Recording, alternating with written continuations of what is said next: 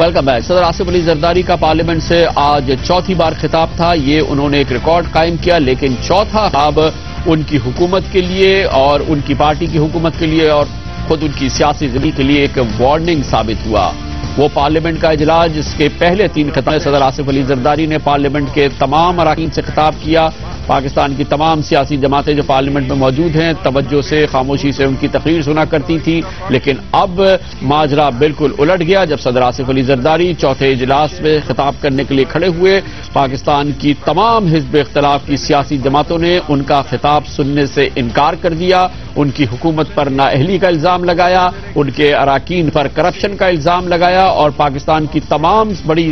حزب اختلاف کی سیاسی جماعتیں گو کہ وہ ایک جھنڈے تلے جمع نہیں ہیں، لیکن انہوں نے صدر آصف علی زرداری کی تقریر کا بائیکاٹ کرنے کا فیصلہ کیا۔ اور جب صدر آصف علی زرداری خطاب کر رہے تھے، ایک ایک کر کے یہ کئی درجن اراکین پاکستان کی تمام حزب اختلاف کی سیاسی جماعتوں کے اراکین پارلیمنٹ کا وہ ہال چھوڑ کے چلے گئے جہاں صدر آصف زرداری کی تقریر چل رہی تھی۔ پاکستان ٹیلی ویژن جس کو کلی اختیار حاصل ہے کہ وہ پارلیمنٹ کی نشریات کو کور کرے، وہ مجبور ہوا کہ پارلیمنٹ کے اسی حصے پر اپنے کیمرے کو مرکوز رکھے جہاں پر صدر آصف علی زرداری کے حمایتی اراکین بیٹھے تھے۔ آدھے سے زیادہ پارلیمنٹ ہال خالی تھا، لیکن پاکستان ٹیلی ویژن کا کیمرہ اس طرف رخ نہ کیا، اور یہ پاکستان ٹیلی ویژن کا کیمرہ دکھانے سے قاصر رہا کہ اتنی بڑی تعداد میں اراکین اس ہاؤس سے واک آؤٹ کر رہے ہیں، وہ نعرے لگا رہے ہیں، وہاں سے نکل کے جا رہے ہیں، اور پی ٹی وی مجبور رہا کہ وہ اپنا کیمرہ ان چند اراکین پر ہی مرکوز رکھے۔ صدر آصف علی زرداری کے لیے یہ سیاسی تنہائی کا باعث معاملہ۔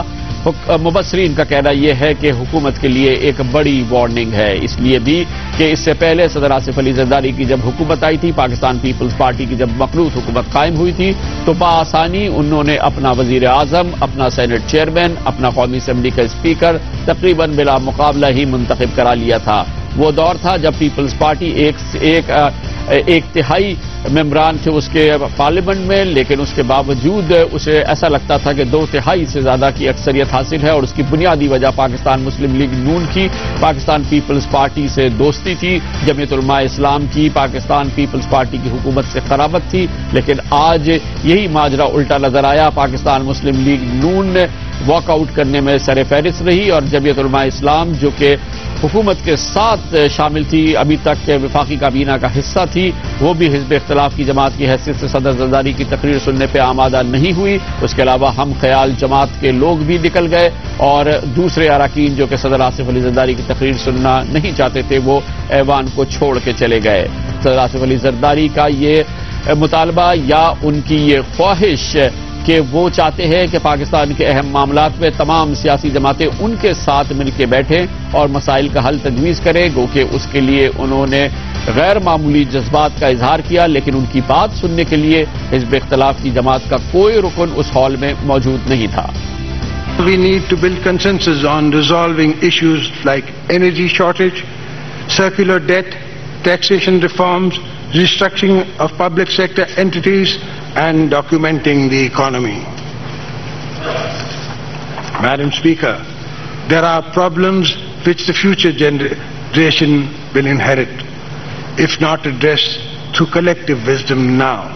We need to build a national consensus on these issues. Tough decisions must be taken together. I invite all political parties for a national dialogue sooner rather than later. لیکن پاکستان کی سیاسی جماعتیں ان کی قیادت میں ایک چھت تلے جمع ہونے کے لیے تیار نہیں ہیں۔ صدر آصف علی زرداری شاید اشارہ کر رہے تھے اپنے خطاب سے تھوڑی دیر قبل آنے والے سپریم کورٹ آف پاکستان کے فیصلے کا، جس میں ان کے نمائندے جسٹس ریٹائرڈ دیدار حسین شاہ کی چیئرمین نیب کی حیثیت کو مکمل طور پہ کلی طور پہ سپریم کورٹ آف پاکستان کے تفصیلی فیصلے نے مسترد کر دیا تھا، جو کہ ان کی اور ان کی حکومت کی ہزیمت کا باعث بھی بن سکتا ہے۔ اسی لیے وہ کہنا چاہتے تھے کہ ادارے اپنی حدود میں رہیں۔ We will uphold the supremacy of the Constitution and the Parliament. We will not permit anyone to usurp the powers that rightly belong to the Parliament.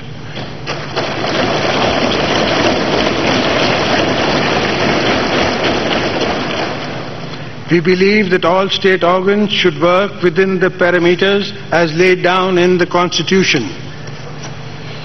The restoration of the Constitution shows that if we rise above politicking, we can deliver. Let us strive to keep our egos aside. Supreme court के वो फैसले जिस पर उनकी हुकूमत अमल नहीं कर रही, सुप्रीम कोर्ट ऑफ पाकिस्तान के आला अदलिया के पाकिस्तान की आला अदलिया के साथ ताल्लुकात बेहतर बनाने के लिए उनकी हुकूमत क्या कुछ कोशिश करेगी, इसका जिक्र सदर जरदारी की तकरीर में मौजूद नहीं था। यही वजह है कि हिज़्ब इख्तिलाफ की तमाम सियासी जमातों ने उसका बॉयकॉट किया और पुरजोर एहतजाज में पार्लियामेंट से बाहर आके उनकी हुकूमत के खिलाफ जबरदस्त तनकीद की। कायदे हिज़्ब इख्तिलाफ चौधरी निसार अली खान ने खास तौर पर तवज्जो दिलाई कि बॉयकॉट इतना मौसर रहा और इसके लिए आईनी और कानूनी तरीके से मैच्योर अंदाज में सदर की तकरीर का बॉयकॉट किया गया और हिज़्ब इख्तिलाफ की तमाम सियासी जमातों ने उन पर अपने अदम एतमाद का मुकम्मल तौर पर इजहार किया। जिस अंदाज से सेनेट और कौमी असम्बली की तादाद ले लें, 45 से 50% के मेंबरान आज इस जॉइंट सेशन में उनकी तकरीर से वॉकआउट कर चुके थे। ये एक पैगाम था कि आज आसिफ जरदारी साहब अपनी पॉलिसियों के पीपल्स पार्टी के लीडर के तौर पे तो खिताब कर सकते हैं, पीपल्स पार्टी एएनपी और एमक्यूएम के लीडर के तौर पे तो खिताब कर सकते हैं। आज वो पाकिस्तान के सदर के तौर पर जो खिताब कर रहे थे, उनको सुनने वाला वो ऑडियंस नहीं था जो ऐसे आईनी मौकों पे होता है। और खुद सदर आसिफ अली जरदारी के साबिक सियासी रफीक और हुकूमत में शामिल जमीयत उलमा इस्लाम के सरबराह मौलाना फजलुर रहमान, जो आज उनकी तकरीर पार्लियामेंट में सुनने के लिए तैयार नहीं हुए अपनी जमात के दूसरे रहनुमाओं के साथ, उनका तो कहना यह था कि हुकूमत पर एतमाद इतना खत्म हो चुका है कि अब उसे हुकूमत करने का इख्तियार नहीं है। अगर उनकी परफॉर्मेंस ही बड़ी मायूसकुन है और इस हवाले से वो कौम को कुछ नहीं दे सके हैं, तो फिर जरूर ये सवाल पैदा है कि वो मैंडेट जो 3 साल पहले कौम ने उनको दिया था, क्या अब वो मैंडेट उनके पास है या नहीं, या असर नौ मैंडेट लें।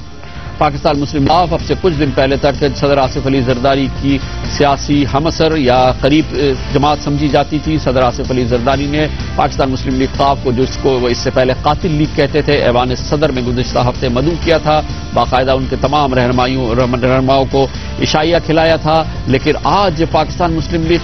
भी सदर आसिफ अली जरदारी की तकरीर सुनने के लिए तैयार नहीं हुई। साबिक चेयरमैन सेनेट वसीम सज्जाद पाकिस्तान मुस्लिम लीग के जो अहम रहनुमा इसकी वजह बताते हुए आज कह रहे थे, ये जी मुस्लिम लीग काफ जो है उसकी अपनी अलहदा एक शनाख्त हैसियत है और हमने जो एहतजाज किया है वो हुकूमत की जो पॉलिसीज हैं और इस वक्त जो मसाइल है आवाम के, महंगाई है, बेरोजगारी है, इस वक्त लोड शेडिंग है, गैस शेडिंग है। पिछले दिनों आपने देखा कि हमारे बहुत से बहन भाई बुजुर्ग शहीद कर दिए गए ड्रोन हमलों के तहत, और ये सारे मसलन एक ऑर्डिनेंस जारी किया जिससे टैक्स लगाया गया है। तो इन सारी पॉलिसीज के खिलाफ हमने अपने एहतजाज किया। ये तो थी हिज़्ब इख्तिलाफ की आवाज़। हिज़्ब इख्तिलाफ की तमाम सियासी जमातें जिन्होंने आज सदर जरदारी की तकरीर सुनने से इनकार किया, मगर जो लोग उस हॉल में बैठे हुए, जो जमातें सदर जरदारी की तकरीर सुन रही थी, उन्हें भी पूरा एतमाद नहीं था। आज जो जिन सियासी जमातों के अरकान ने सदर जरदारी की तकरीर इत्मीनान से सुनी, उसमें मुत्तहिदा कौमी मूवमेंट शामिल थी, लेकिन वाज़ेह तौर पर लगता है कि मुत्तहिदा कौमी मूवमेंट के अरकान और जमात नीम रजा के इससे कबल होने वाले वज़ीर आज़म यूसुफ रज़ा गिलानी के उस जोराने का जो कि उन्होंने पार्लिमानी पार्टी के तमाम अरकान के लिए दिया था, अपने हमायतियों के लिए दिया था, मुत्तहिदा कौमी मूवमेंट ने उसका बॉयकॉट किया था। आज खिताब के बाद भी मुत्तहिदा कौमी मूवमेंट का एतमाद भरपूर नजर नहीं आता था और सदर की वो गारंटीज जो उन्होंने अपने खिताब में कराची की अमन अमान की सूरत हाल के बारे में दी, उसकी ज़बानी कलामी अहमियत को मुत्तहिदा कौमी मूवमेंट वाज़ेह तौर पर मुस्तरद करती नजर आई। आज वो कि उन्होंने कराची के लिए अलहदा से इस बात का ऐलान किया, लेकिन आवाम का, एमक्यूएम का और कारोबारी ताजिर और सनतकार तबका एतमाद उसी वक्त कायम होगा इन यकीनदानियों पर। देखें, 2 मरतबा पहले यकीनदानी कराई, 6 दिन से कोई कार्रवाई नहीं हुई, उल्टा आम शहरियों को घात लगा के उन्होंने जहां भाग किया और कत्ले आम किया है। दफातर पर आज जॉइंट सेशन ऑफ पार्लियामेंट में भी प्रेसिडेंट साहब ने यह बात की है, कारोबारी लोग, कराची के ताजिर और सनतकार और कराची के अवाम अब एक्शन चाहते हैं امپلیمنٹیشن چاہتے ہیں، عمل درآمد چاہتے ہیں، جو دعوے کیے جا رہے ہیں، جو یقین دہانیاں کرائی جا رہی ہیں۔ اب یقین دہانیوں سے کام